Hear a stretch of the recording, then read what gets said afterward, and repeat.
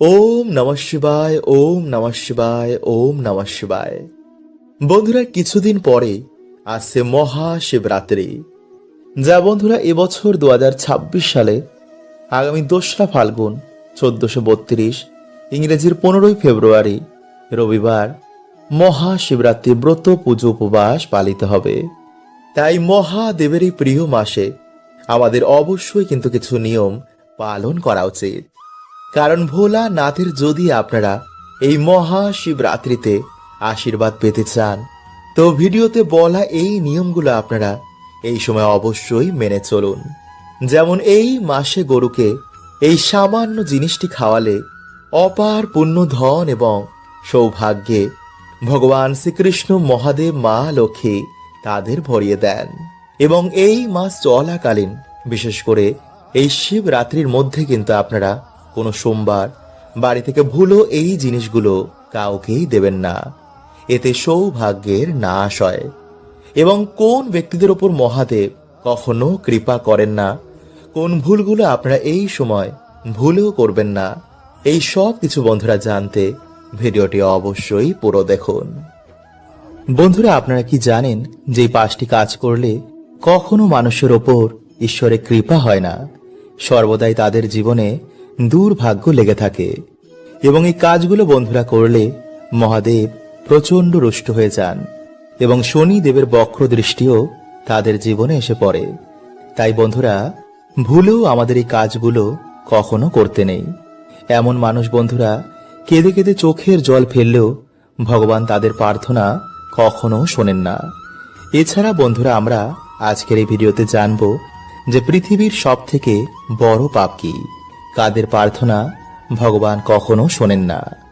তো নমস্কার বন্ধুরা, আমি রাজু, আর আমাদের চ্যানেলে আপনাদের স্বাগত। তার আগে বন্ধুরা, ভিডিওটি একটি লাইক করে কমেন্টে হর হর মহাদেব ও জয় শ্রীকৃষ্ণ অবশ্যই লিখুন। বন্ধুরা, ভগবান শ্রীকৃষ্ণ বলেন যে মানুষ জীবনে পাপ পুণ্য উভয়ই করে, কিন্তু কিছু মানুষ জীবনে পুণ্য করার আগে পাপকেই বেছে নেয়, যার ফলে বন্ধুরা তার এই জন্ম এবং পরের জন্মের ভাগ্য নির্ধারণ হয়। তাই মানুষদের বন্ধুরা যে কোনো কাজ করার আগে তার পরিণাম কি হবে তা ভাবা উচিত। মানুষ জীবনে অনেক পুজো অর্চনা করে, কিন্তু তার দ্বারা বন্ধুরা এমন কিছু ভুল হয়ে যায় যা তার সমস্ত পুণ্যকেই ঢেকে দেয়। তাই বন্ধুরা, ভগবান শ্রীকৃষ্ণের অনুসার মানুষের সব থেকে বড় পাপ হচ্ছে নাম্বার 1। বন্ধুরা, ভগবান শ্রীকৃষ্ণ বলেন যে সংসারের সব থেকে বড় পাপ হচ্ছে কোন স্ত্রীর সম্মানের সাথে খেলা করা। কারণ বন্ধুরা, মানুষ এই সংসারে একজন স্ত্রীর গর্ভ থেকেই জন্ম নেয়। তাই বিনা কারণে বন্ধুরা কখনো কোনো স্ত্রীর সাথে কখনো কোনো খারাপ ব্যবহার করতে নেই। তাই যে মনুষ্য বন্ধুরা স্ত্রীর সম্মানের সাথে খেলা করে, তার সাথে বাজে কর্ম করে, তাকেই পাপ বন্ধুরা জন্ম জন্ম ধরে ভোগ করতে হয়। মহাভারতে কৌরবদের বিনাশ হয়েছিল নারীর অসম্মানের জন্য। রাবণ এত জ্ঞানী হওয়া সত্ত্বেও তার বিনাশ হয়েছিল নারীর অসম্মানের জন্য। তাই বন্ধুরা, ভুলেও কখনো আমাদের এই কাজ কখনো করতে নেই। নাম্বার 2, বন্ধুরা যে স্ত্রী বা পুরুষেরা নিজের জীবন সঙ্গীকে ঠকিয়ে অন্য কারোর সাথে সম্বন্ধ রাখে, কাউকে মিথ্যা বদনামে ফাঁসায়, স্বামী বা স্ত্রীর গায়ে হাত তোলে, পয়সা কম থাকার জন্য যে স্বামীকে সম্মান করে না, যে স্বামী স্ত্রী বা কন্যা সন্তানের দায়িত্ব পালন করে না, যে মাতা পিতারা গর্ভেই কন্যা সন্তানদের হত্যা করে ফেলে, বন্ধুরা এটি হচ্ছে মহাপাপের মধ্যে একটি। নাম্বার 3, ঈশ্বরের অস্তিত্বকে অস্বীকার করা। বন্ধুরা, অনেকেই দুটো বই পড়ে মনে করে যে আমি সব জানি, কিন্তু বন্ধুরা মানুষ এখনো নিজেকেই জানে না, তো যিনি অনন্ত ব্রহ্মাণ্ড বানিয়েছেন তাকে কিভাবে মানুষ জানবে?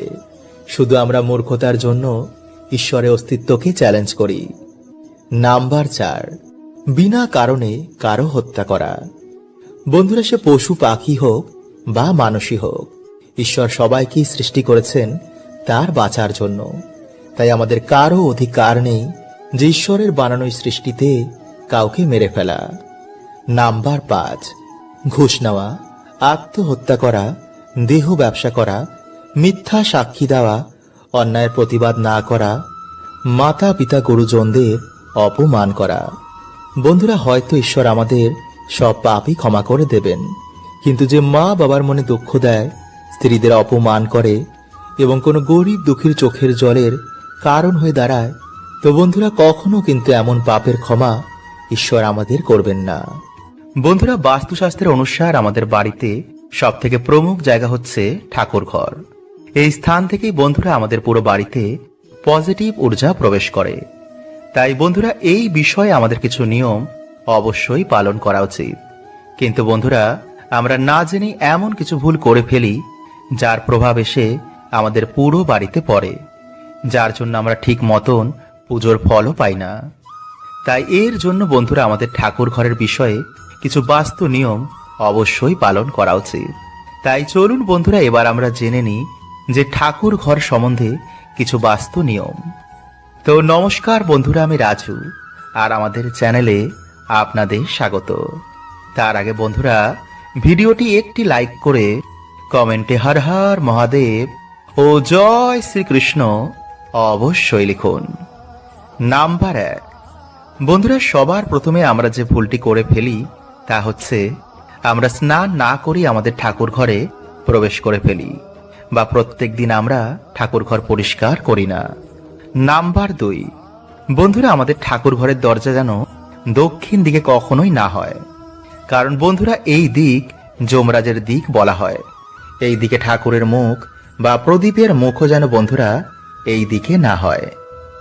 নাম্বার 3, বন্ধুরা বাড়িতে মা দুর্গা বা কোনো দেবদেবীর যেন রুদ্র মূর্তি রাখবেন না।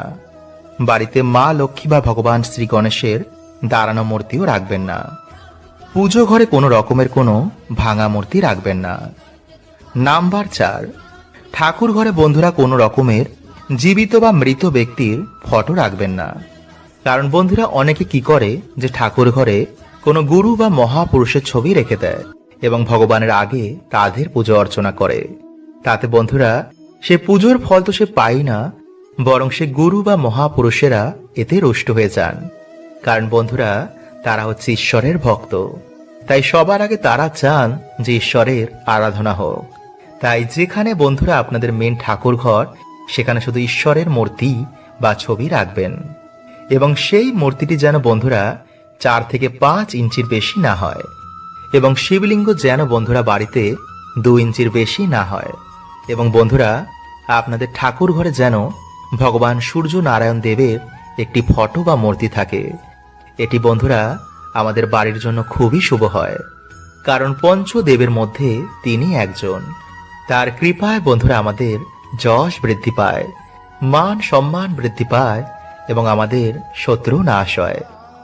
নাম্বার 5, বন্ধুরা ঠাকুর ঘরে এমন মূর্তি রাখবেন না যার ভিতরটা ফাঁপা হয়। এমন মূর্তি রাখবেন যেটি দেখে আপনাদের মনে ভক্তি আসে। ঠাকুর ঘরে ভুলেও আপনারা প্লাস্টিকের বা প্লাস্টার প্যারিসের তৈরি এমন মূর্তি রাখবেন না। নাম্বার 6, বন্ধুরা ঠাকুর ঘরের নির্মাণ যদি আপনারা উত্তর পূর্ব দিকের মাঝখান বরাবর করতে পারেন তো এটি সব থেকে ভালো বলে মানা হয়। এবং বন্ধুরা রান্নাঘর এবং বাথরুম থেকে যেন আপনাদের ঠাকুর ঘর একটু দূরে থাকে। নাম্বার 7, বন্ধুরা আমরা অনেক সময় পুজো করার সময় যে দেশলাই কাঠিটি দিয়ে আমরা ধূপ বা ধুনো ধরাই, সেই কাঠিটি আমরা সেই ঠাকুর ঘরে ফেলে রেখে চলে আসি বা মন্দিরে ফেলে রেখে চলে আসি। এমনকি পুজোর সব জিনিস আমরা ঠিক মতো না গুছিয়েই আমরা বাড়িতে চলে আসি। ভগবানকে যে মালাটা আমরা পরাই, পরের দিন আমরা জলে না দিয়ে তা আমরা সেখানেই রেখে দিই। বা অনেকে লাইটার ব্যবহার করে এই ধূপ বা ধুনো ধরানোর জন্য। অনেকে আবার দেশলাই বা পুজোর সমস্ত সামগ্রী খোলাই রেখে দেয়, কিন্তু বন্ধুরা এগুলো মোটেও উচিত নয়, কারণ বন্ধুরা আমাদের বাড়ির সব থেকে পবিত্র জায়গা হচ্ছে এই ঠাকুর ঘর। কারণ বন্ধুরা এই জায়গা থেকে আমাদের বাড়িতে পুরো সারা ঘর জুড়ে পজিটিভ ঊর্জা প্রবেশ করে। সেই জায়গা যত পরিষ্কার পরিচ্ছন্ন রাখবেন ততই বন্ধুরা পজিটিভ এনার্জি এসে আপনাদের বাড়িতে বাস করবে। ভাববেন সেই জায়গায় আপনাদের বাড়িতে ঈশ্বর বাস করেন। তাই বন্ধুরা শিব রাত্রি অবধি আপনারা যে জিনিসগুলো কাউকে দান করবেন না তা হচ্ছে নাম্বার 1, মাছ। বন্ধুরা, আমাদের বাড়িতে যখন কোনো ভালো মন্দ রান্না হয়, যেমন মাছ, মাংস বা যে কোনো খাবার, আমরা আমাদের প্রতিবেশীদের তা দিই। কিন্তু এই সময় বন্ধুরা আপনারা কিন্তু এই সমস্ত খাবার কাউকে ভুলেও দান করবেন না। নাম্বার 2, সিঁদুর। বন্ধুরা, এই মহাশিবরাত্রির আগে কিন্তু আপনারা কাউকে ভুলেও সিঁদুর দান করবেন না, বিশেষ করে যারা বিবাহিত মহিলা। তাই কেউ চাইলেও কিন্তু এই সময় আপনারা বাড়ি থেকে সিঁদুর কাউকে দান করবেন না। নাম্বার 3, ব্যবহার করা তেল। বন্ধুরা, জ্যোতিষ শাস্ত্র মতে কাউকে ব্যবহার করা তেল দান করলে শনিদেব প্রচন্ড রুষ্ট হয়ে যান। তাই এই সময়ের মধ্যে কিন্তু আপনারা কাউকে ব্যবহার করা তেল ভুলেও দান করবেন না। নাম্বার 4, ঝাঁটা। বন্ধুরা, এই সময় ভুলেও কিন্তু আপনারা বাড়ির ঝাঁটা কাউকে দেবেন না, নইলে বন্ধুরা এই ঝাঁটার সাথেই কিন্তু আপনাদের সৌভাগ্য বাড়ি ত্যাগ করবে। নাম্বার 5, কোনো ধারালো জিনিস কিন্তু এই সময় আপনারা কাউকে দান করবেন না। এছাড়াও কোনো প্লাস্টিকের তৈরি জিনিসও আপনারা এই সময় দান করবেন না, এতে পরিবারের সুখ শান্তি কিন্তু নষ্ট হয়ে যায়। নাম্বার 6, বাসি বা পচা খাবার। বন্ধুরা, খাদ্যদান মহাদান, কিন্তু যদি আমাদের বেঁচে যাওয়া খাবার বা পচা বাসি খাবার কোনো অসহায় ব্যক্তিকে যদি দান করা হয়, তো মানা হয় এতে মা অন্নপূর্ণাকে অপমান করার সমান। তাই এই ভুল কিন্তু বন্ধুরা আপনারা জেনে বুঝে বা ইচ্ছা করে একদম করবেন না। বন্ধুরা, ভগবান শিব হলেন দেব, দানব, রাক্ষস, সাধু, গরিব, বড়লোক, সবারই তিনি আরাধ্য। তিনি কখনো কারোর ওপর ভেদভাব করেন না। এর জন্যই তাকে ভোলানাথও বলা হয়। প্রভু এতটাই ভোলা যে সামান্য জলেও তিনি ভক্তের মনোবাসনা পূর্ণ করে দেন।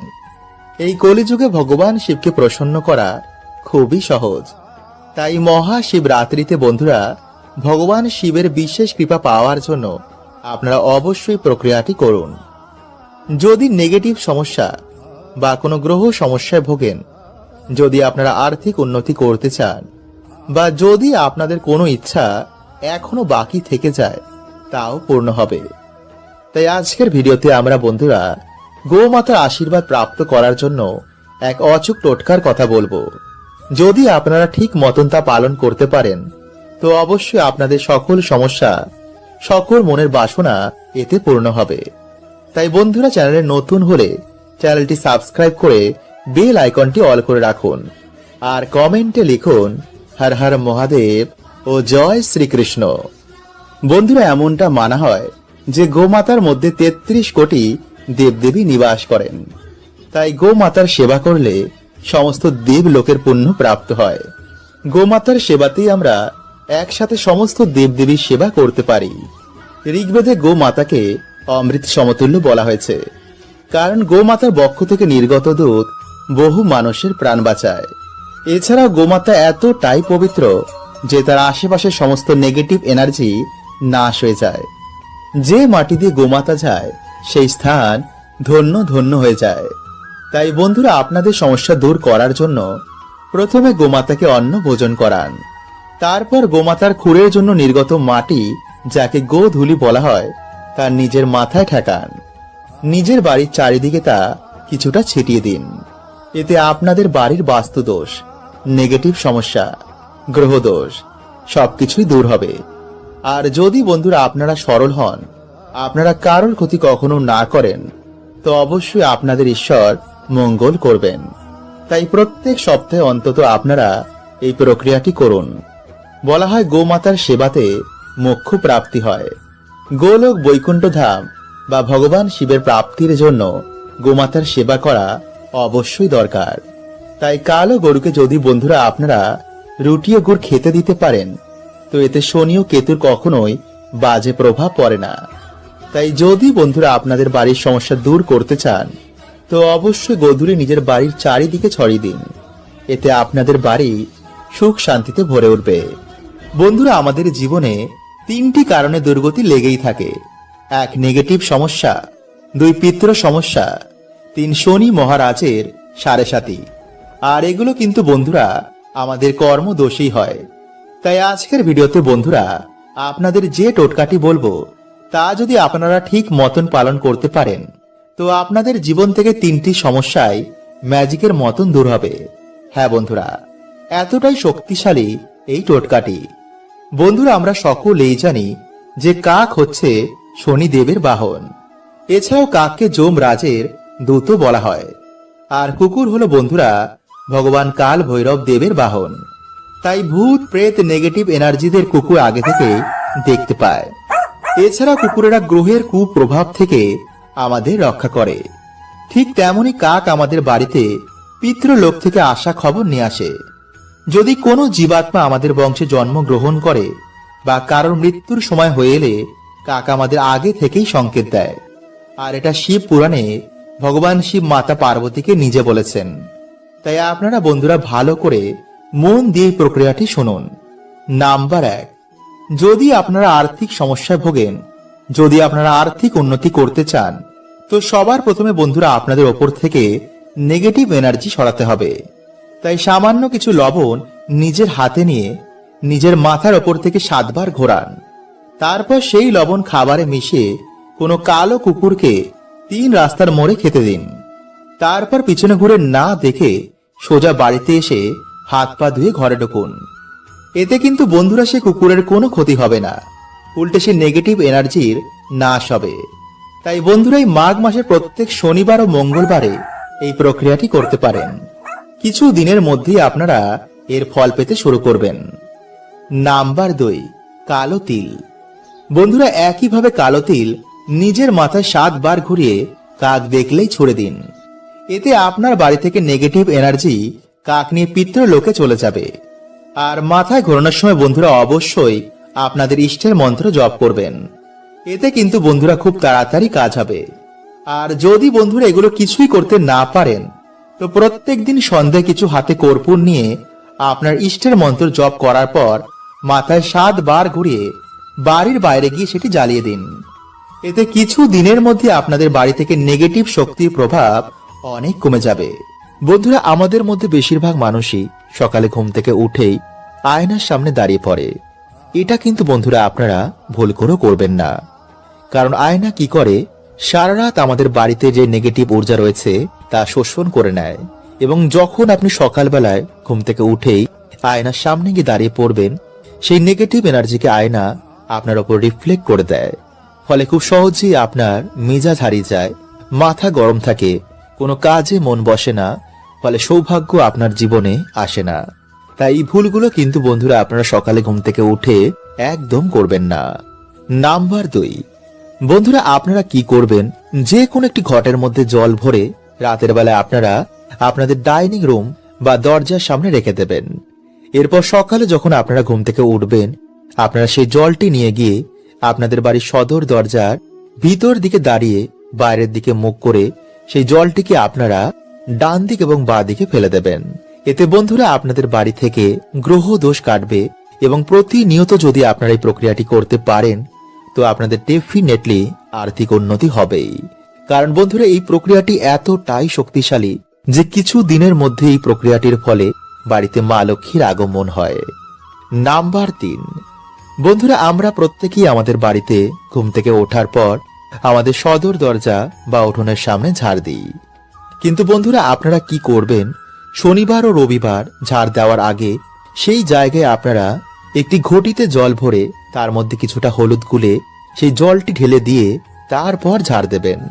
এতে যদি বন্ধুরা কেউ আপনাদের বাড়িতে কোন রকম ক্ষতি করে থাকে, তো কিছু দিনের মধ্যেই বন্ধুরা সেই ক্ষতি, সেই নেগেটিভ এনার্জি তাদের বাড়িতে রিটার্ন চলে যাবে। নাম্বার 4, বন্ধুরা যদি আপনাদের বাড়ি থেকে কেউ দূরে ঘুরতে যান বা যখন আপনাদের বাড়ি থেকে কেউ কাজে যাবে, তো তার নামে বন্ধুরা আপনারা একটি ঘটিতে বা পাত্রে জল ভরে রাখবেন।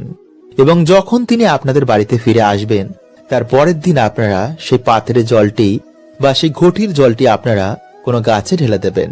এতে বন্ধুরা পরিবারের মধ্যে সম্পর্ক ভালো হয় এবং নানা রকম বাধা বিঘ্ন থেকে সেই ব্যক্তি রক্ষা পায় এবং নেগেটিভ এনার্জির প্রভাব আপনাদের জীবনেও এতে কিন্তু পড়বে না। নাম্বার 4, বন্ধুরা মঙ্গলবার ও শনিবার আপনারা একটি আসনে বসে একটি পাত্রে কিছুটা জল নিয়ে সন্ধ্যেবেলায় বা স্নান করে আসার পর হনুমান চল্লিশা, দুর্গা চল্লিশা বা মহা মৃত্যুঞ্জয় মন্ত্র পাঠ করে সেই জলে আপনারা 3 বার ফু দিয়ে আপনারা সেই জল একটি ময়ূরের পালকের মাধ্যমে সারা ঘরে ছিটিয়ে দিন।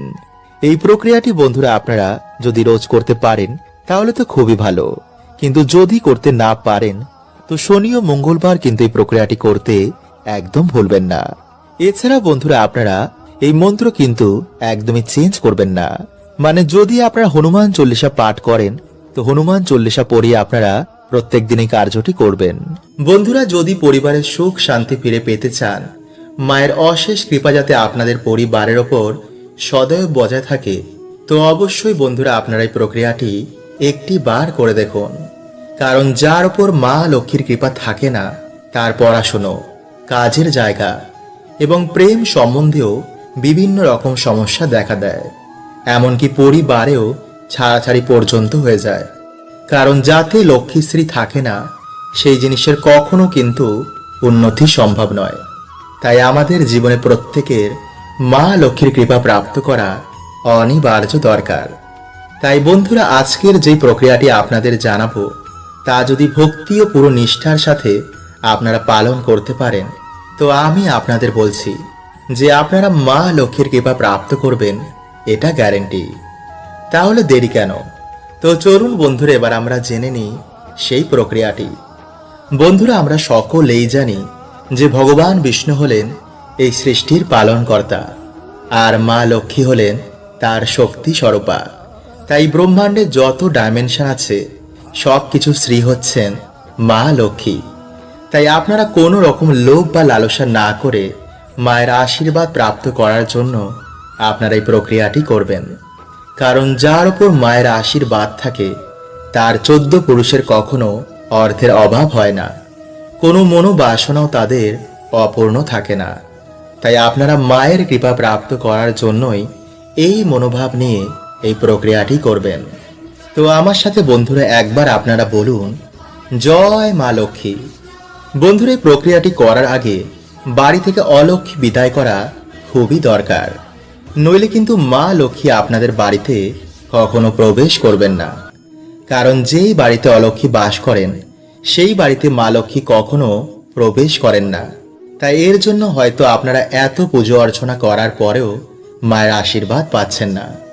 পরিবারে যেই সমস্যা সেই সমস্যাই রয়েছে। তাই বন্ধুরা বাড়ি থেকে অলক্ষ্মী বিদায়ের জন্য আপনাদের ঘর মোছার জলে প্রত্যেক দিন গঙ্গা জল ও কর্পূর মিশিয়ে তা দিয়ে ঘর মুছবেন। বিশেষ করে সেই জায়গায় যেই জায়গায় আলো প্রবেশ করে না। কারণ বন্ধুরা অন্ধকার জায়গাতেই দেবী অলক্ষ্মীর বাস হয়, এমনকি প্রদীপের তলায়ও দেবী অলক্ষ্মী বাস করেন। তাই বাড়িঘর পরিষ্কার পরিচ্ছন্ন রাখার সর্বদা চেষ্টা করবেন। নোংরা এটোকাটা যেখানে সেখানে বাড়িতে ফেলে রাখবেন না। বন্ধুরা যেমন ভাবে আপনারা বাড়িতে সন্ধ্যা প্রদীপ জ্বালান, বাড়িতে সন্ধ্যা আরতি করেন, তেমনি সন্ধেবেলায় বাড়িতে পুজো অর্চনা করার সময় মা লক্ষ্মীর সামনে একটি ঘিয়ের প্রদীপ জ্বালাবেন। তারপর মায়ের সামনে উলু দিয়ে শঙ্খ বাজিয়ে মায়ের সামনে বসে হাতে লবঙ্গ, এলাচ ও একটি 1 টাকার কয়েন নিয়ে 11 বার লক্ষ্মী গায়ত্রী মন্ত্র আপনারা পাঠ করবেন। আর যদি বন্ধুরা আপনারা চান তো ওম নমো লক্ষ্মী নারায়ণায় নমো এই মন্ত্রটিও পাঠ করতে পারেন। যেই মন্ত্রটি আপনাদের ইচ্ছা সেটি আপনারা পাঠ করবেন। এরপর পারলে আপনারা লক্ষ্মী পাঁচালীও পাঠ করতে পারেন। এবং এই সব কিছু হয়ে যাওয়ার পর বন্ধুরা আপনারা সেই 3টি জিনিস মায়ের চরণে অর্পণ করে দেবেন। এরপর মায়ের সামনে হাত জোড় করে আপনাদের যে মনোবাসনা রয়েছে তা মাকে বলুন। এরপর রাতে নিরামিষ আহার গ্রহণ করে আপনার বালিশের তলায় বা আপনাদের বাড়ির যে মেন আয়কর্তা তার বালিশের মধ্যে এই জিনিসগুলি রেখে দিন। কিন্তু যেন বন্ধুরা এই খবর কেউ না পায়, আর যেন বন্ধুরা এই বালিশ অন্য কেউ ব্যবহার না করে। এই জিনিসগুলো আপনারা যত দিন খুশি বালিশের মধ্যে রাখতে পারেন।